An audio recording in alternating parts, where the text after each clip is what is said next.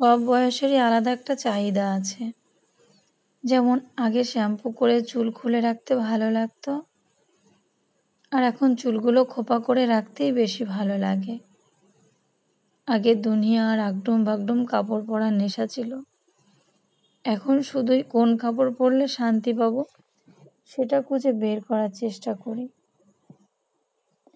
আগে বিকালবেলায় ঘুম কি জিনিস জানতাম না, অথচ এখন মনে হয় ঘুমাই আর ঘুমাই, পারলে ঘুম থেকে উঠে আরেকটু ঘুমাই।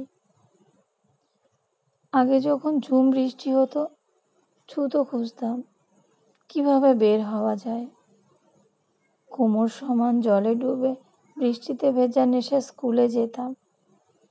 এখন বৃষ্টি মানেই হলো কাঁথা পেঁচিয়ে শুয়ে ঘুমিয়ে পড়ার অপেক্ষা। আসলে যে বয়সে যেটা মন চায় সেটা সে বয়সেই করে ফেলা উচিত।